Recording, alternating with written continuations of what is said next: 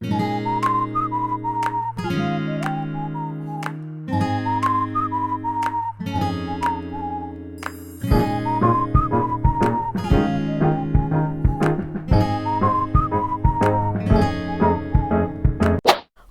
là tên của mình trong tiếng Nhật, Egao nghĩa là nụ cười.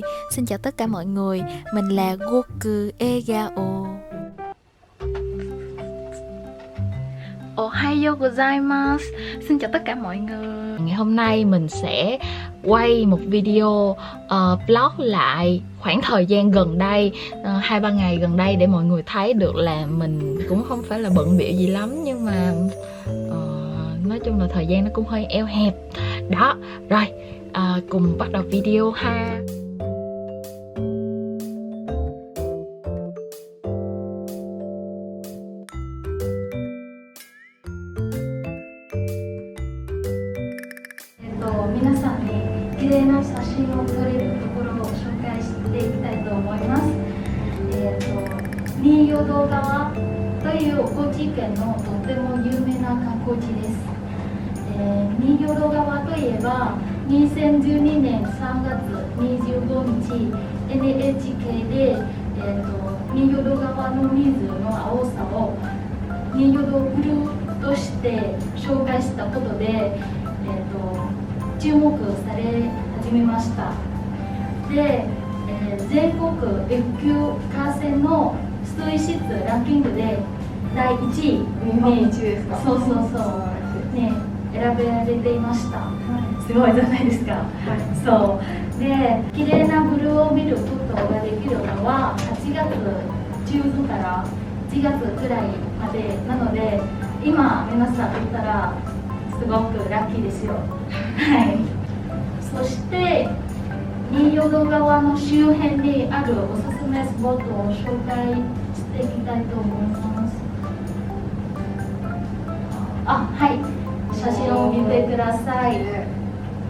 そうですね。そちらの名前はニコフチという、人形堂川の上流にある淵です。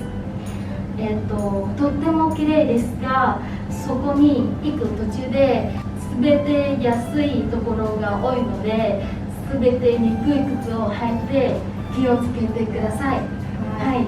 Đây, bữa ăn sáng của mình, một cái bánh tròn tròn nhỏ nhỏ xinh xinh nhưng mà nhanh no cực kỳ luôn, với lại một ly cà phê sữa. Thôi, học tiếp thôi. Ok, sau khi hoàn thành xong phần thuyết trình thì mình có 15 phút nghỉ giải lao cùng với những đồng đội của mình. Thì trong thời gian này mình nhớ ra là mình có một nhiệm vụ mỗi ngày. Dạo gần đây thì mình đang cày thực hiện thử thách là học liên tục mỗi ngày 10 phút học tiếng Anh ở trên app Duolingo. Chắc là mọi người cũng biết app Duolingo rồi. Cho bạn nào chưa biết thì đây là một app học ngôn ngữ rất là phổ biến trên thế giới. Có khoảng 300 triệu người dùng trên toàn thế giới đang sử dụng app này. Và trong đó có 2 triệu người dùng ở Việt Nam. Mình thì mình dùng app Duolingo để học tiếng Anh. Ứng dụng này hoàn toàn miễn phí cho nên là bất kỳ ai cũng có thể tải về để mà học, nâng cao trình độ tiếng Anh của mình. Rồi, bây giờ mình sẽ giải trí cùng với các bạn của mình. Tại vì Duolingo là kiểu học tiếng Anh nhưng mà vừa học vừa chơi á. Rồi, bây giờ mình với Thảo sẽ bắt đầu làm nhiệm vụ của ngày hôm nay. The car is out of gas. Hết rồi. Ok. Lúa là vụ chính của vùng đâu. Ủa sao khó vậy? Sao tới câu mình khó vậy? Is the main Region. rice is the main crop of that region. Ok, mình phải nhớ cái đáp án này, tại vì mỗi lần sai á, là tí nữa mình phải làm lại cái câu sai cho đến khi nào đúng thì mới được. The other important crops are coffee and fruits. Thôi, nhận diện giọng nói hay ghê. Tuyệt vời 5 lần liên tiếp. Material. Chết rồi. Gỗ là cái gì quan trọng? Material. Hả? Vật liệu á. Chơi nhắc đối thủ hả? Gỗ Thì còn hỏi người ta. Ôi, cái câu mình vừa sai này. Gạo là cái gì nhờ? Gạo là cái gì quan trọng? Là cái gì chủ yếu của vùng đó, là thứ chủ yếu của vùng đó. Không phải gạo mà là lúa. Lúa là vụ chính của vùng đó. Trời ơi, sai đúng một câu trong 2 lần. Ok, mình phải nhớ cái đáp án này, tại vì mỗi lần sai á, là tí nữa mình phải làm lại cái câu sai cho đến khi nào đúng thì mới được. Một câu sai 2 lần, không thể tin được. This weather is not good for the crops. Dịch đi, ghét rồi. Đi sai câu đi cho biết với người ta. Không sai đâu. Nhập tiếng Việt mà cũng sai nè. Mọi người có thể tải app ở trên App Store hoặc là Google Play. Mình sẽ để link tải app ở phía dưới phần miêu tả cho mọi người tải về.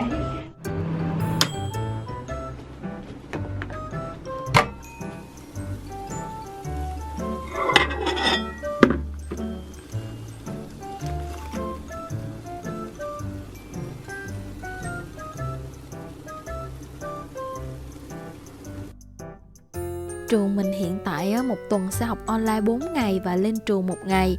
Thì hôm qua mình đã lên trường và có buổi thuyết trình á. Còn những ngày còn lại thì mình sẽ học online. Vừa học vừa ăn quyết liệt luôn. Được cái là học online thì có thể liếng ăn vụng tí xíu. Nhưng mà đó là tiết của giáo viên nào dễ thôi. Còn như tiết của cô này nè, cô khá là khó, cho nên là phải bật camera để cô nhìn thấy mặt mình xuyên suốt tiết học. Với lại là phải tương tác qua lại với cô nữa.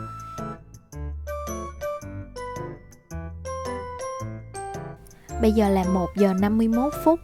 Đúng 2 giờ là mình sẽ phải vào làm.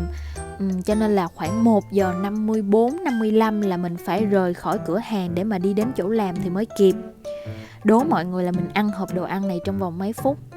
Ăn vội vàng vậy thì không tốt cho sức khỏe đâu, nhưng mà hoàn cảnh bắt buộc rồi. Mình ăn trong vòng khoảng 4-5 phút gì đó thôi.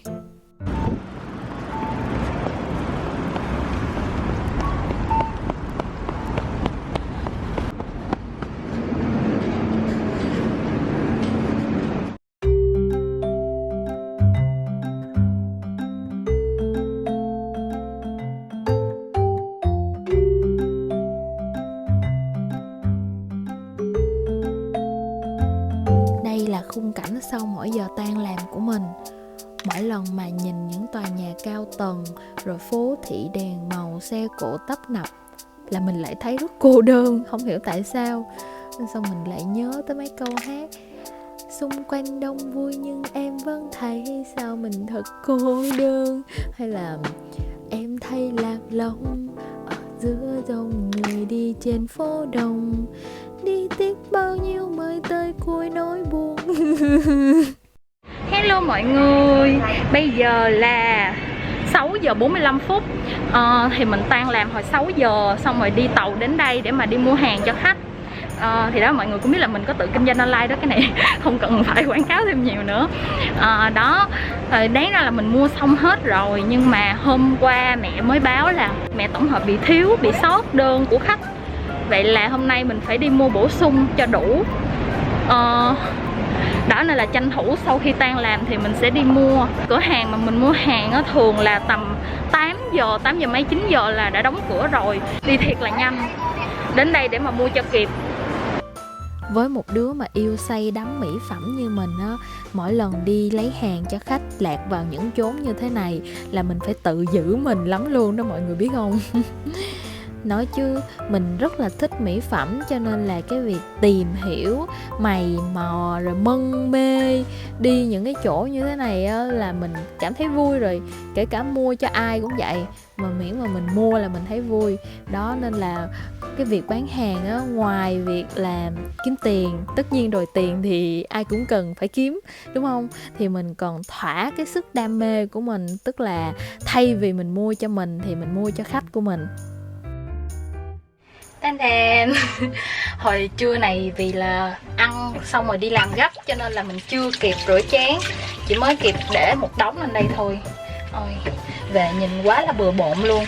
Đó, mỗi khi mà về đến nhà mà thử mà mọi người nhìn thấy đống chén đĩa mà nó cứ như thế này nè thì hỏi sao mà mình thấy thoải mái vui vẻ được đúng không? Nên là việc đầu tiên sau khi về đến nhà là phải xử cái đống này, rửa hết cái đống này thì mới bắt đầu thoải mái thư thái làm chuyện khác được. Mọi người đừng có như mình nha. Sau này cưới chồng á là phải cưới anh nào chịu xây cho mình một cái bếp thật là toa để mà nấu ăn hay là rửa chén bát gì cũng không có phải khét nét như thế này, khó chịu ha. Tiếp tục chương trình của buổi tối ngày hôm nay là phần soạn hàng. Soạn ra để mà kiểm xem đủ chưa, với lại là chụp hình lại. Thì trước đó mình phải lau cho sạch cái sàn nhà của mình. Đó, mình cưng mấy em mỹ phẩm lắm.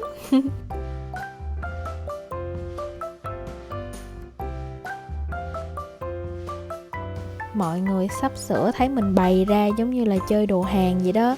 Nhưng mà thói quen này đã bắt đầu từ 3 năm trước rồi cho đến bây giờ rồi. Mình quen với việc này, xong mình cảm thấy nó như một phần của cuộc sống mình vậy đó. Nhân đây mình cũng muốn cảm ơn mẹ, tại vì mẹ đã giúp mình quán xuyến rất nhiều trong việc kinh doanh. Nếu mà không có mẹ thì chắc là mình khó mà duy trì được việc kinh doanh cho đến tận bây giờ. I love you nhân 3.000 moa. Đó, mải mê soạn hàng, đóng hàng thì bắt đầu cảm thấy đói bụng mới nhớ ra là mình chưa ăn. Nhà còn đúng nửa cái bánh bông lan trứng muối, đúng một nửa luôn. Nên là mình bỏ vô lò vi sóng, mình quay lên mình ăn. Ăn xong cái này rồi làm tiếp. Bình thường á, mà đóng hàng rồi đem đi gửi á, thì chắc là cũng phải mất 2-3 tiếng đồng hồ á, chứ không mất đâu. Nhưng mà đóng xong đóng này á, thì chắc là sáng mai mình mới đem đi gửi, tại vì bây giờ cũng khuya rồi. Dù là biết là ăn một nửa cũng sẽ mập, cũng sẽ rất là béo nè, mọi người nhìn sốt nè, nhìn chà bông là thôi mình không thể nhịn được nữa, mình ăn đây đói quá rồi. Bây giờ đây để trên xe đạp đẩy đi, mà trời thì lại đang mưa nên phải vừa đi vừa che ô. Chỗ gửi hàng cũng gần đây thôi nên là cố đi một chút.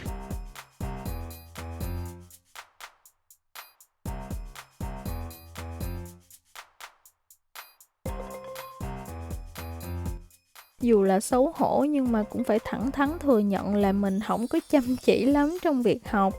Nhưng mà mình biết là thời điểm nào cần phải tập trung và nghiêm túc với việc học. Như bây giờ là sắp thi rồi nè. Mình thì mình sẽ ưu tiên việc viết ra giấy. Khi mà tay hoạt động cùng với não á, thì mình có cảm giác mình ghi nhớ mặt chữ cũng như là thông tin dễ dàng hơn. Bạn nào có xem những video ôn thi học kỳ thì chắc là cũng biết điều này rồi.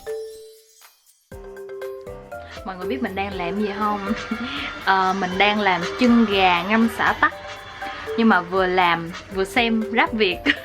Dạo này mình bị cuồng Rap Việt á. Tối thứ bảy nào làm gì thì làm, đúng giờ là phải xong việc để mà xem Rap Việt.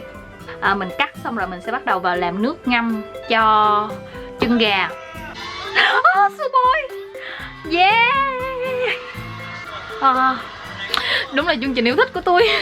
Đâu bây giờ mọi người biết mình vừa làm mà vừa xem nên là rất là lâu để xong, nhưng mà không sao. Mình cảm thấy rất vui và rất chill với việc vừa nấu ăn vừa xem cái mình thích. Chân gà thì mình luộc rồi, mình luộc xong hết rồi để tủ lạnh rồi, bây giờ chỉ còn làm nước ngâm nữa thôi. Đây, khoe với mọi người keo chân gà ngâm xả tắc của mình. Sau khi làm xong để hết vào keo rồi thì mình mới chợt nhận ra là xả á, mình nên cắt nó nhỏ ra, cái sợi mỏng á, thì nó sẽ dễ thấm vị hơn. Nhưng mà thôi lỡ rồi biết sao giờ. Mồi nhậu hơi bị đỉnh nha. Bây giờ có mồi rồi, chỉ thiếu rượu với bạn hiền thôi. Hôm nay đã là ngày hôm sau rồi. Hôm nay mình đi làm từ 7 giờ sáng cho tới 3 giờ chiều. Sau khi tan làm thì mình đi ăn với bác người Nhật, làm cùng ở quán Nhật với mình. Nhưng chắc là mình chưa từng nói với mọi người là mình đã nghỉ việc ở quán Nhật rồi, chính thức nghỉ việc ở quán Nhật rồi. Rất là buồn, rất là tiếc, tại vì công việc ở quán đó là mình đã làm suốt từ hồi mà mới sang Nhật được 2 tháng cho đến tận bây giờ. Xin lỗi mọi người, nãy mình chỉnh sáng hơi bị lố chứ thật ra da mình nó không có sáng trưng vậy đâu. Đó thì thật ra mình đã nghỉ làm từ hồi tháng 4 do dịch corona. cho đến bây giờ. Xong rồi mình cứ chờ đợi mãi. Mình nghĩ là cũng không biết khi nào có thể quay trở lại công việc, mặc dù là quán đã mở cửa lại rồi, nhưng mà nhân viên đi làm thêm part time ấy, Arubaito thì vẫn chưa thể đi làm lại được, mà tận nửa năm rồi, nghỉ nửa năm rồi, thì mình nghĩ chờ đợi bao nhiêu đó là đủ rồi, cho nên mình quyết định là xin nghỉ hẳn luôn. Đó, thì hôm nay đi ăn với bác, đó là bác làm cùng với mình. Mấy ngày nữa thì là sinh nhật của bác, cho nên là mình rủ bác đi ăn, sẵn nó tặng quà sinh nhật cho bác luôn. Đó, thì bây giờ 8 giờ tối rồi mới về đến nhà, quá đuối. Mình vừa lên ý tưởng là mình nghĩ là mình sẽ quay cái cuộc sống dạo gần đây nó hơi bận bịu một chút cho mọi người xem á. Thì mình lại đọc được một bài viết của chị Phan Ý Yên ở trên Facebook. Nội dung đại khái là không hẳn là ai bận thì cũng sẽ tạo ra hiệu quả trong công việc cũng như là trong cuộc sống. Có những người lúc nào cũng thấy người ta bận từ sáng cho tới tối, bận đầu tắt mặt tối, nhưng mọi thứ nó cứ lộn xộn hết cả lên mà không tạo ra được bất kỳ một cái kết quả nào cả. Chỉ thấy là cứ túi bụi thôi, và mọi thứ càng ngày nó càng rối tung rối mù lên đó. Đó thì mình mới bắt đầu mình nhìn nhận lại vấn đề của mình. Mình nghĩ là mình bắt đầu mình nhìn lại xem là thật ra là bản thân mình có đang rơi vào cái trường hợp đó không. Tại vì lúc nào mình cũng thấy mình bận, lúc nào cũng thấy mình không đủ thời gian, nhưng mình có tạo ra được một cái thành quả hay là một cái giá trị gì đó hay không, hay là cứ bận làm nhưng mà rốt cuộc chẳng làm được gì cả. Đó, thì nhìn lại xong mình mới nghĩ là thật ra là có đôi lúc mình đã như thế đó. Mình đã kiểu là quay cuồng trong cái mớ bồng bông đó mà mình thật ra mình chẳng làm được gì cả, nhưng mình cứ thấy mình bận thôi. Mình phải bắt đầu kiểm soát lại nó thôi, chứ mình không thể nào để cho bản thân của mình bị công việc hay là bị mọi thứ nó kiểm soát mình, nó điều khiển mình, mà mình phải là người điều khiển được nó, và phải tỉnh táo để xem là mình có thật sự là đang giải quyết mọi chuyện hay không, hay là mình đang bị xoay mòng mòng với nó. Đó, dông dài như vậy. Thì thật ra cái sự bận rộn trong cuộc sống á, đôi lúc mình cảm giác là nó khá là tốt, nó là một điều tích cực chứ không phải là tiêu cực. Tại vì khi mà mình bận rộn á, tức là đồng nghĩa với việc là mình vẫn còn đang hoạt động, đang gọi là theo vòng tuần hoàn của cuộc sống để mà mình vận động, để mình tiến lên, chứ mình không có đang ở lì một chỗ. Nếu như mà không bận rộn á, thì cũng tốt thôi. Thật ra ai cũng sẽ cần thời gian để tận hưởng cuộc sống, để mà nghỉ ngơi, thư giãn. Nhưng mà nếu như mà mình để cho mình bị trì trệ lại á, thì mình sẽ trở nên ù lì, rồi mình không có còn linh hoạt, không có còn nhiệt huyết nữa. Thì mình không muốn bản thân mình như thế. Cho nên là có việc để làm là tốt. Trái đất luôn vận động thì con người cũng sẽ luôn vận động.